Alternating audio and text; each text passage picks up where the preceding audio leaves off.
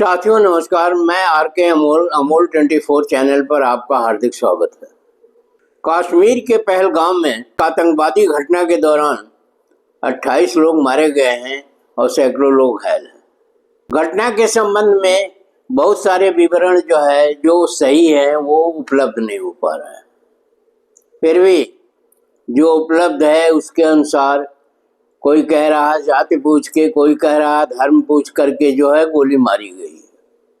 यह एक अजीब सी बात है, यह एक अजीब विडंबना भी है और इसमें आतंकवादियों तथा पाकिस्तान का हाथ बताया जा रहा है।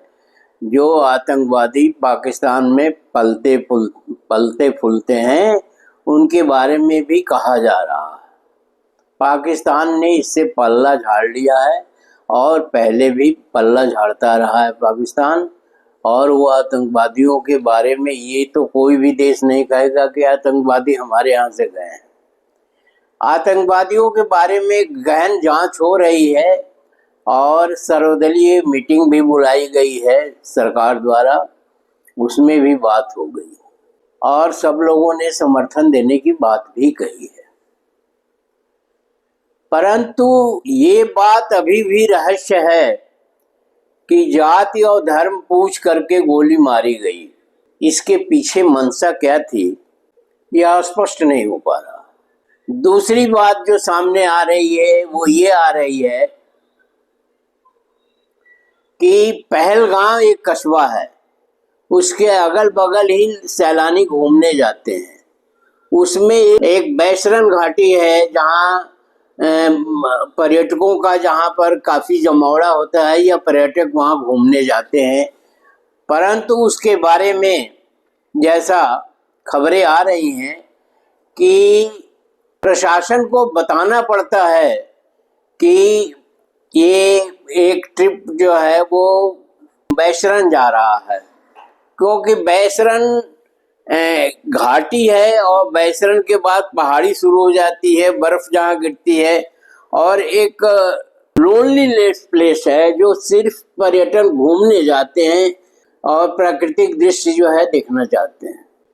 परंतु उसके लिए एक फॉर्मल औपचारिक परमिशन की जरूरत होती है, जो बताया जा रहा है कि टूर ऑपरेटर्स और होटल वालों ने प्रशासन को ये नहीं बताया कि वो बैसरन जा रहे हैं ट्रिप लेकर के।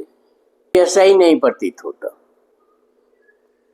वो क्यों नहीं बताएंगे, और अगर नहीं बताएंगे तो उसे जाने के बस के रास्ते में या जो भी साधन जा रहे हैं उसके रास्ते में बैरियर क्यों नहीं लगाया गया और वहाँ पुलिस क्यों नहीं तैनात थी।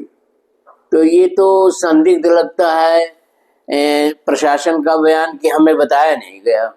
बिना बताए कैसे जाएंगे? अगर बैरियर लगा हुआ है और वहाँ रोक है कि नहीं, बिना परमिशन के आप नहीं जाएंगे, तो क्यों नहीं बताएगा कोई? कैसे चला जाएगा? मुझे याद है कि प्रोहिबिटेड जगह है पिथौरागढ़ में, धारचूला एक जगह है जो प्रोहिबिटेड जगह है। जाने के पहले एक ऐसी चोरपा या कुछ इस तरह की जगह है जहाँ पर बस में चेकिंग की जाती है कि डीएम के थ्रू जाने की, डीएम से आपने परमिशन लिया है वहाँ जाने के लिए धारचूला। तो ऐसी कोई व्यवस्था कश्मीर में क्यों नहीं थी कि जब वो सन्नाटेदार जगह थी और जो अलग थी, पहाड़ी के इलाके में थी जहाँ बस्ती नहीं है, तो परमिशन के लेने के लिए क्यों नहीं व्यवस्था की गई? तो प्रशासन की चूक है और प्रशासन कह रहा हमें बताया नहीं गया।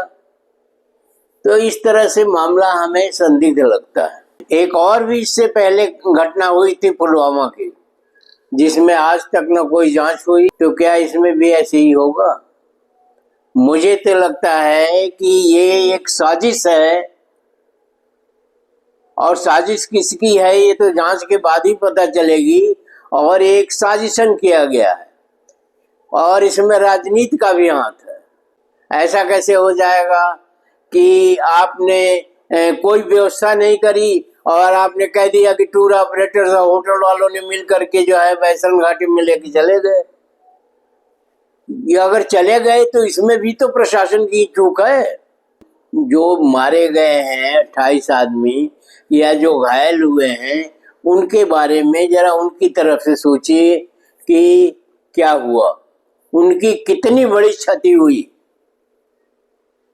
तो ये तो मुझे एक षड्यंत्र ही लगता है, और जिसमें राजनीति का भी हाथ है, और ये राजनीतिक षड्यंत्र भी हो सकता है, और ये एक और किस्म का भी षड्यंत्र हो सकता है। इसकी भी जांच की जानी चाहिए। ये सामान्य घटना नहीं है, ये सामान्य आतंकवादी घटना भी नहीं है। जैसे मालेगांव घटना हुई थी, जिसमें जांच एजेंसियां ये सोच रही थी कि मुस्लिमों का हाथ है, और उसमें हिंदुओं, प्रज्ञा सिंह ठाकुर वगैरह इत्यादि का नाम आया। तो उस तरह से इस घटना की बात है कि ये घटना जो है प्रशासन की चूक भी कह लीजिए, षड्यंत्र भी कह लीजिए, तमाम चीजें इसके अंदर आएगी। और इसकी गहन अगर जांच नहीं होगी तो बहुत सारी चीजें जो है शक की सुई बहुत तरफ जो है घूम रही है, और शक की सुई अस्पष्टता घूम रही है कि इसमें शक जो है बहुत सारे लोगों पर है और बहुत सारे तथ्यों पर है। इसमें राजनीति भी हो सकता है, इसमें आतंकवादी घटना भी हो सकती है, बहुत सारी चीजें हो सकती हैं। तो इसकी तो सख्त और गहन जांच कराई जानी चाहिए। लेकिन मुझे शंका है कि शायद ऐसा न किया जाए और इसके छिपे रहस्यों को देश को न बताया जाए। बहरहाल ये एक जांच का विषय है, एक समय है, अभी टाइम है। क्या जांच रिपोर्ट आती है, क्या चीजें होती हैं, वो अलग बात है, वो अलग चीज है, पर इसका राजनीतिक कनेक्शन कुछ न कुछ है। वीडियो को ध्यान से पढ़िएगा, वीडियो को शेयर, लाइक और सब्सक्राइब करना न भूलें। धन्यवाद। जय भारत।